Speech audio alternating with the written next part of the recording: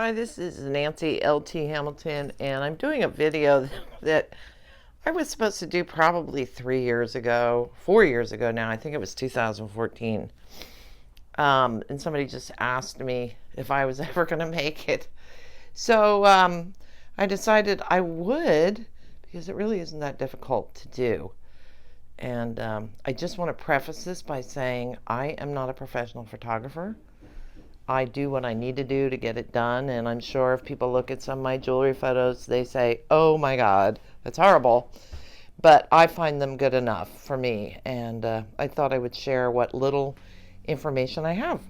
So that's what I'm doing. There. Okay. You see before me a cardboard box. Let's see if we can get some info on this. That's what size it is. I think that's 14 by 14 by 14. And I think I bought this at no, I don't usually go to Walmart, but Target, probably Target. And what I did was I cut openings here. I think this is 1.5 inches wide that I left around the perimeter. I don't think that's uber important.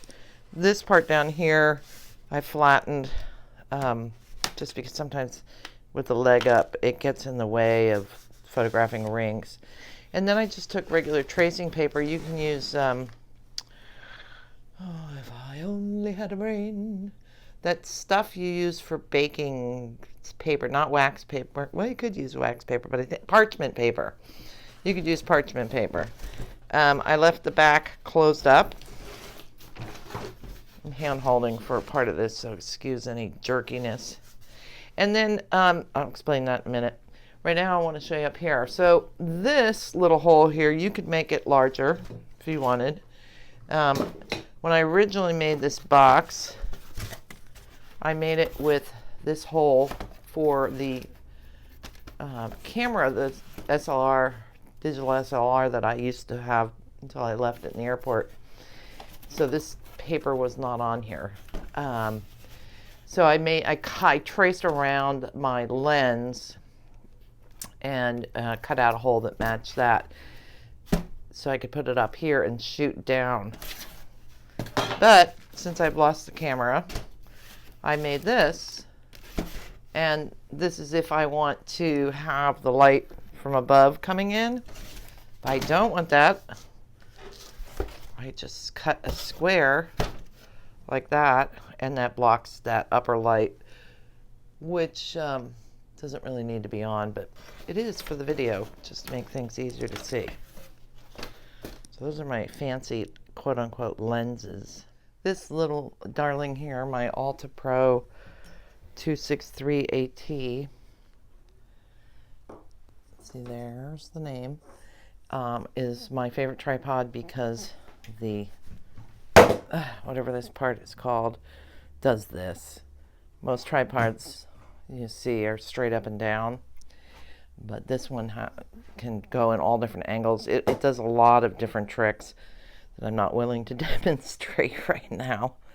And for the I'm using my iPhone for my videos and my photos, and I just have a little phone adapter that screws in to the head of the tripod. Most tripods have a standard size screw in here. So that's the tripod part. All right, now this paper in here, you're probably going, what the heck is that? So I usually use white. I don't know why gray is in here. This is just big paper from the art store. It's nothing fancy, and I just cut it so that it fit into this box. You want to get it long enough that it'll drape. And what I use this for is creating a graduated background. Right now I'm trying to dig. Don't you hate it? Why does this happen with tape? It takes 3 hours to get these things unpeeled. I'm just using a little, someday I'm going to be using a little masking tape. Oh, for goodness sakes.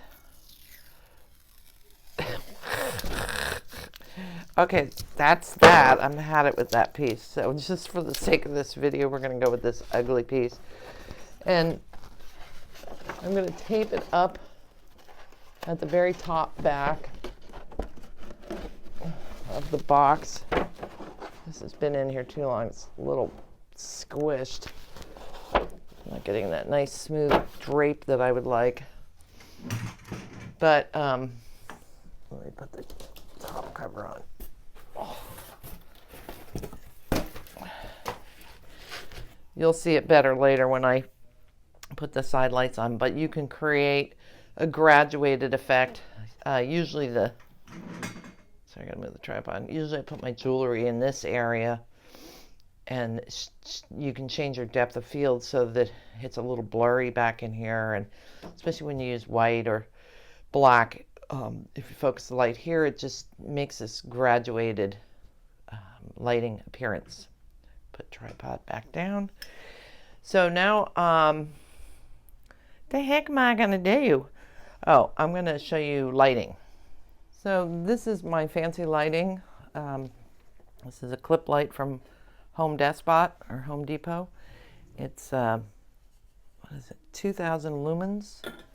I believe I got the bulb on Amazon. I will look to see if I can find a link for it. I'll put it in the description. This is a CFL, which means compact fluorescent lamp, as opposed to a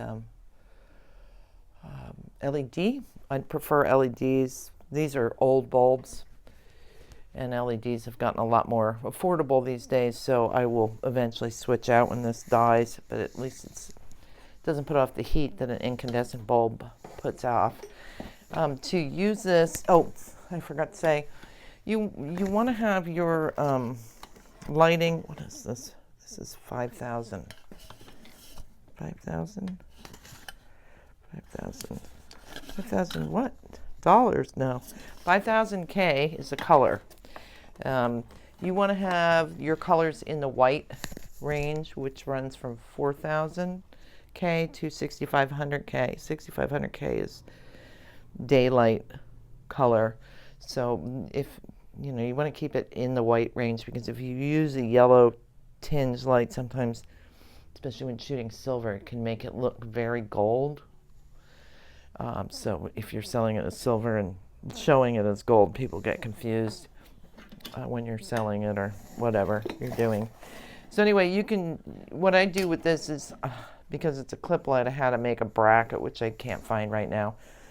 I just screwed a wood together and put a little corner in there, and then I just clamp that to my desk. You can clamp this to anything. I sometimes use lighting tripods and clip it to a lighting tripod. Or you can just use any other kind of lamp that you can get a nice bright light into. I usually have 2 or 3 of these going, but right now I don't have my thing to hook it to, and I'm winging it. So I'm just going to show you with one light. Let me turn off those overheads. Still getting weird glare. Now, if you can do this, take this little box outside in sunlight on a non-cloudy day with, nothing falling out of the sky, that would be ideal. But if you can't, these lights work great, and you can shine them from both sides, or like we talked before, use one of my little filters and shoot from above, which I have been known to do shoot the light from above. I do that for necklaces a lot, where I really want to have a lot of highlighted detail. Sometimes I do it just for everything. So the big key with shooting is adjusting your lighting. I gotta go grab something. I'll be right back. So here is an unfinished ring that I grabbed. If I wanted, to highlight, this is the lights up at top right now. This is at the side. You can do a more dramatic angle. What am I trying to say? Shadows using just one light, but normally I'd have another one over on this side to even out the shadowing. But sometimes you can also use, this is a little mirror.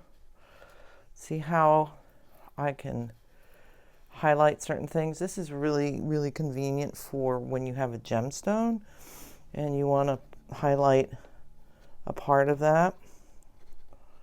This ring is not going to behave, is it? So let's see, without and with.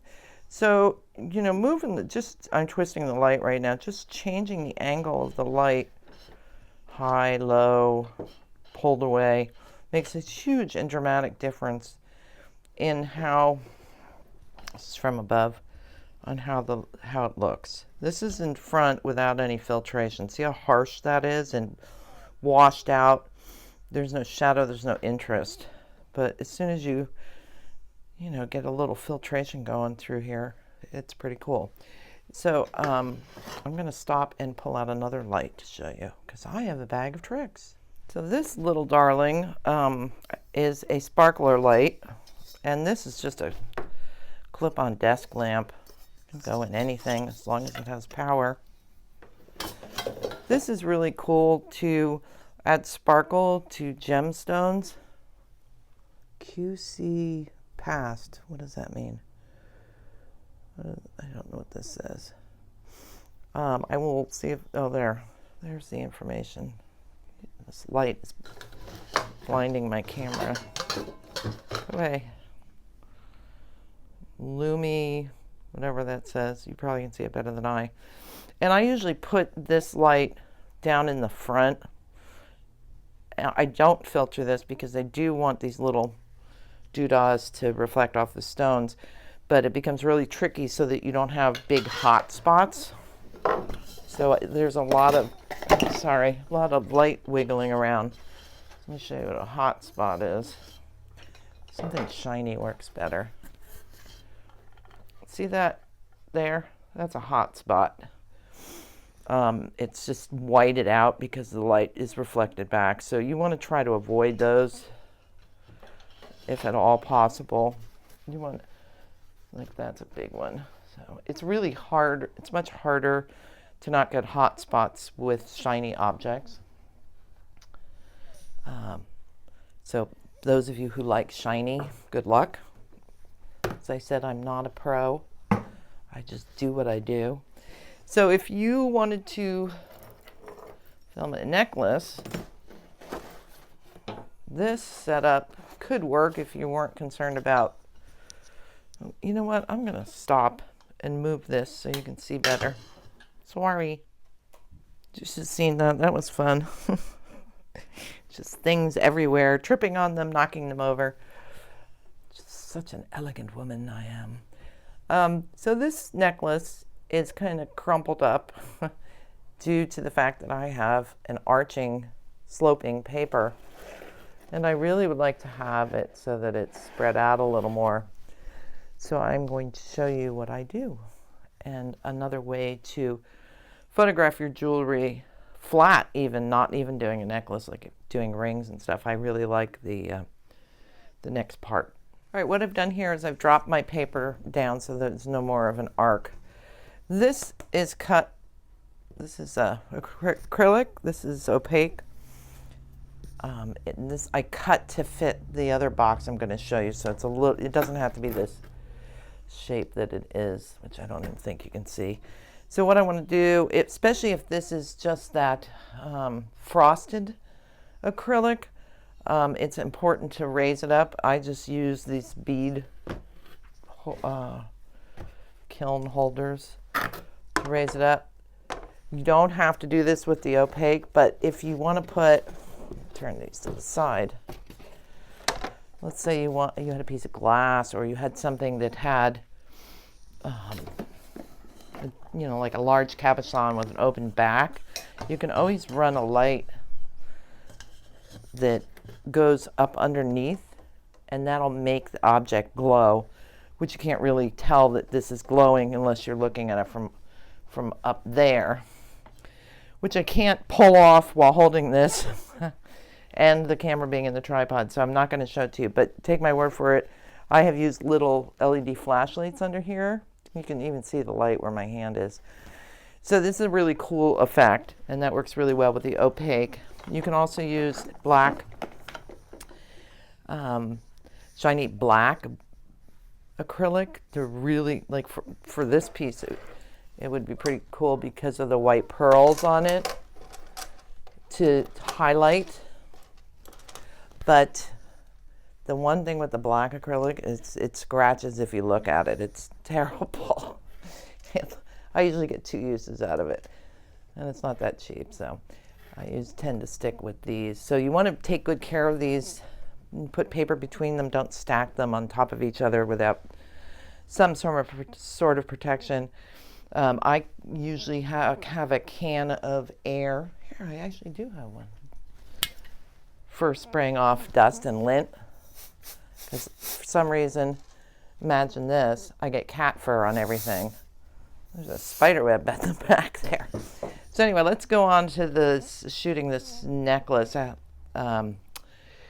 And I'll show you how I would probably shoot this. So you want to have your jewelry, unlike this, looking its absolute best. Polished, clean, stones clean, that kind of stuff. Because, and check, like with me, I always get hair stuck up in the clasp. Check for those things so you don't have to go, oh, when you're about to, you think you have this fabulous, you do have this fabulous photo, except for there's a gigantic wad of cat fur on it or dog dribble. So you want to make sure that everything is really clean and set to go, unlike me right now. Mind you, I'm not shooting with this with, I normally would have another light on the side, but for, you know, ease of my life, I'm not doing that. So anyway, I can shoot from here, but I would probably turn the camera this way to do that and then pull back a hair. The other option is I can go from up at the top and shoot from here. And with the cell phone, you have to adjust your height and where the tangled lens is. So you can see I can see the ceramic under here, so I would have to move that out of the way. I would look for, like, there's a little line running down here where I can see something reflected in it. And what I'll do sometimes is run around and turn my lights off around me. Maybe just turn on my curtains, open my curtains and let the sun come in. This is not perfectly aligned, but without spending hours on it. If you're doing a necklace, like this one always works for me doing the big circle, but I would spend probably about another half hour cursing and throwing things, trying to get this thing lined up perfectly. You could also, you know, do this kind of, you want to create a tableau. And what I do when I do this is I look through the lens of the camera. I don't always use my eye. I use the camera's eye to tell me how things look. I could pull in my mirror here to try to pick up some of the sparkle on those stones without making hot spots. But you want to make sure that this is not in frame. And mind you, any of this stuff back here will be cut out in the editing mode. I always try to leave a big perimeter around it, the image, the piece, so that I have room to cut and paste. I'll do a video on cutting and pasting via Photoshop another time. So you want to be sure that your accoutrements that are in the box are out of your clip range, okay? So surrounding this necklace is something I call a really cool hack. It's just an opaque garbage can that you can pick up at a big box store or maybe find wherever you are, somewhere under somebody's desk. This is great if you're on the road or you're teaching class and need to take pictures of students' work. It's cheap and you can even use it at home. Just put the bag back in and store it under your desk. No one will even know. You can create the graduated lighting effect especially well with this one because it's much longer than the box. Tape your paper back up in the corner up here and drape it across and adjust your lighting so that the bright part is here and the back part has less light, and that'll create that effect. If you do find that you're having hot spots from the light, Let's see if I can get that to happen here. There we go. You can always temporarily put a piece of tracing paper or even printer paper over the lamp to help cut down on the glare. So this is a great little tip. Plus you can put your clothes in it and use it as a suitcase. Just don't go through the airport with this. So for the last part, I'm just going to talk really briefly. There are so many cool gadgets out there that you can get for your cell phone. This is I can read it, 4-in-1 lens kit. Came with the tripod, the holder, which I think is what is on my tripod right now, and this case that has a female receptacle on it, and the the lenses screw in to the camera frame cover, whatever it's called. This is a telephoto, which I don't really use except when I'm on vacation, but I do use the God, if I only had a mind, zoom kind of thing for doing really close-up shots if I want to take a picture of a 2mm stone or something like that. So, and these are like $20, $30. They're really inexpensive. And there's a zillion filters and different products that you can get for your phone to increase your photographic capabilities, which I am not going to go into because I don't have any of them and I don't know anything about them. Although I should look into them, but it's one of life's I need more time moments. So anyway, that's my brief little video on some of the things I have come up with after taking photos for 20 years or so. It's gotten a lot easier in the digital world. Used to go through 50 rolls of film to get one good shot. So anyway, take a lot of pictures because you are going to probably throw most of them out.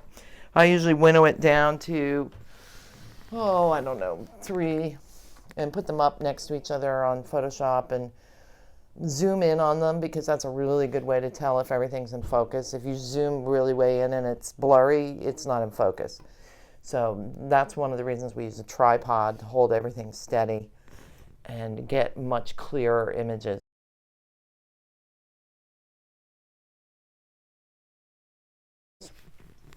Well, thank you for visiting me, and goodbye.